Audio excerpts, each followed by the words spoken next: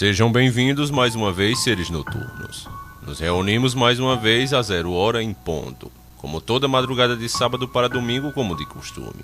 Espero que vocês tenham tido um bom começo de ano. Se não teve, vai ter agora, porque você vai ficar por dentro de quem foi o pai das mensagens subliminares. Eu até queria que isso fosse uma creepypasta, mas infelizmente é algo real. Sem mais demora, eu dou início ao nosso primeiro quadro de 2016. A hora da meia-noite.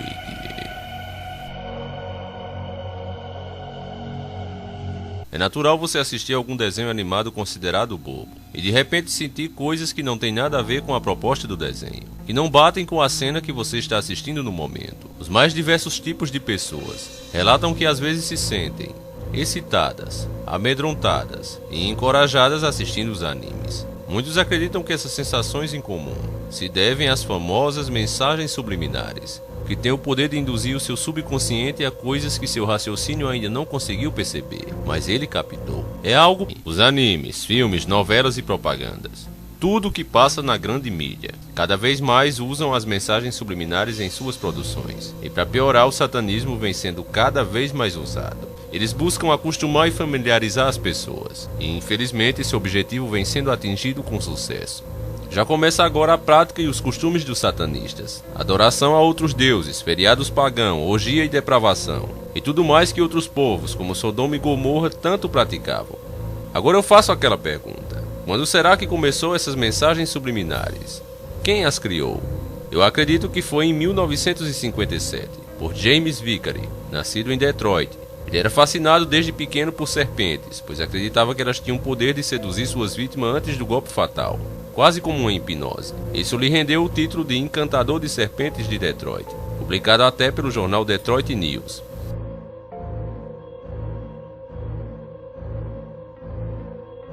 James se tornou pesquisador. Muitos acreditam que ele também era ocultista. Ele estudou na Universidade de Michigan em 1940. Foi o pioneiro no estudo de piscar os olhos, para obter pistas sobre os níveis de tensão emocional de uma pessoa, quando exposta a vários estímulos. Através desse estudo, esse homem chegou à conclusão que era possível controlar uma pessoa, ou pelo menos induzi-la a fazer coisas que normalmente ela não faria por iniciativa própria.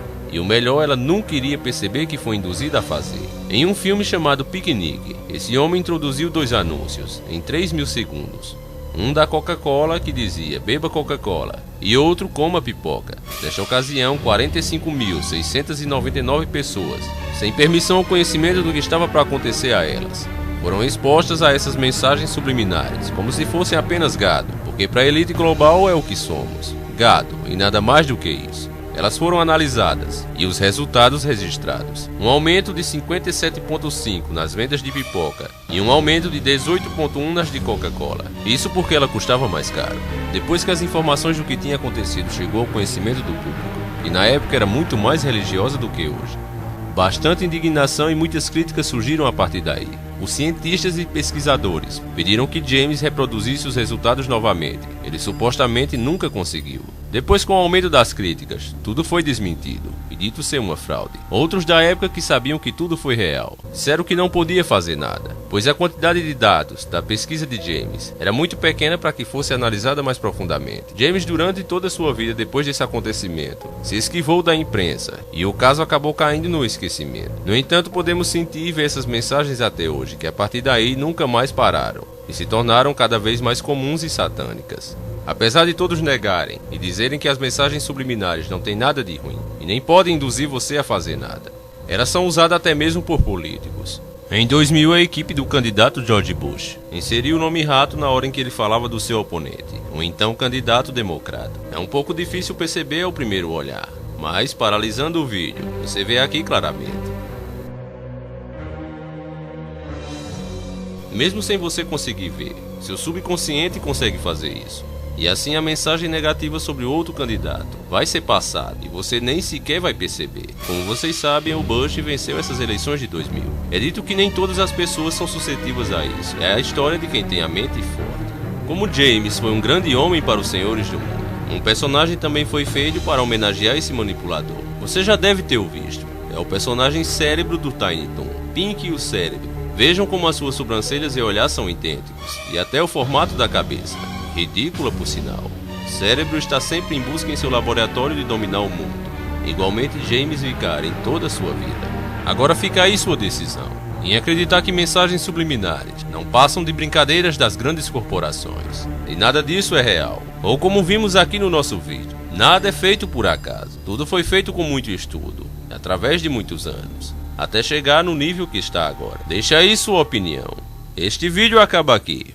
Antes de eu começar com um quadro onde falamos das trepeças da humanidade, os intelejumentos, eu quero responder a um comentário que chamou minha atenção. Ele foi feito em um vídeo antigo, e acredito que respondendo a ele, responderei a muitos aqui. Eu sei que a maioria não vai gostar, mas enfim, eu estou aqui para falar o que penso e não para agradar. O vídeo basicamente fala que na Bíblia existem relatos, que existiram objetos abençoados por Deus. Isso foi o bastante para esse rapaz comentar isso.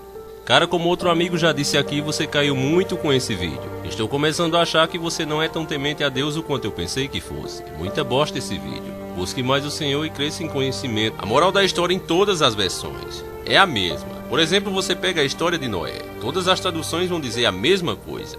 Existiu um Noé, construiu uma arca e colocou animais. E assim salvou aquela geração da época. Pode mudar palavras, detalhes, mas a história é absolutamente a mesma. A Igreja Católica selecionou o que ia colocar na Bíblia. Sim e não. Com o crescimento do cristianismo na época, muitos se diziam profetas e escreviam seus próprios evangelhos. E todos diziam que vinham de Deus. É óbvio que teria que ser feita uma seleção sim. Ou você queria, por exemplo, que as profecias de Maomé, cancelando todos os mandamentos bíblicos, fosse aceito, é preciso que você enfine a sua cabeça, que o Velho e o Novo Testamento andam de mão dada. O próprio Jesus Cristo pregava em cima dele.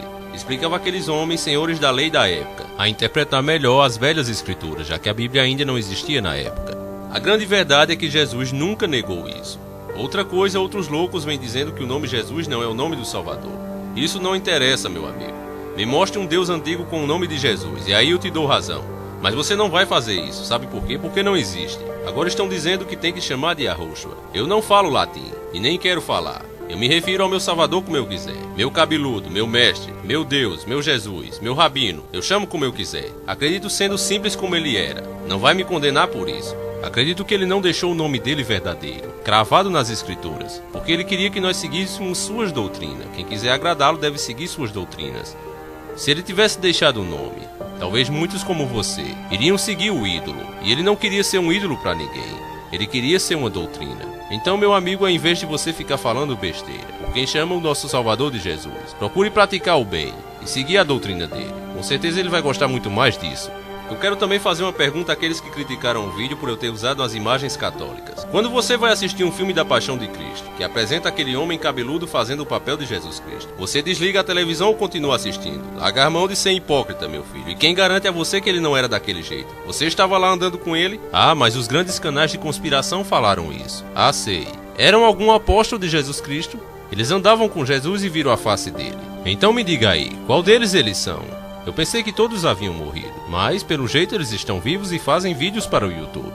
Eu quero que você entenda, meu amigo, que se o Velho Testamento fosse algo que não fosse vinda de Deus, Jesus teria nos alertado claramente, e nele não estaria profetizado tão claramente a vinda do nosso Salvador. O Velho Testamento foi criado para uma época difícil, onde as pessoas não tinham a mínima noção do certo e errado. Deus foi nos educando durante as gerações, e assim pôde nos dar sua lei definitiva, através do seu Filho Jesus. É como uma série. Quando você começa a estudar, por acaso te dão a matéria da faculdade logo na primeira série? Ou você vai se educando durante os anos até chegar àquele grau intelectual para poder entender? É exatamente o que Deus fez. Durante todas essas gerações, Ele nos educou, até que finalmente pôde mandar seu Filho Jesus para nos salvar e nos dar a lei definitiva. Então, sendo assim, o Velho Testamento não deve ser seguido nos dias de hoje, apenas observado. A lei que devemos seguir é a de Jesus. Agora, falando dos símbolos, a estrela de Davi que foi criada pelo próprio, desde que o ser humano caminha que ele veste alguma coisa. Nós não nascemos com pelos como os tigres e gatos, e por isso temos a necessidade de nos vestir, até mesmo pela nossa vaidade.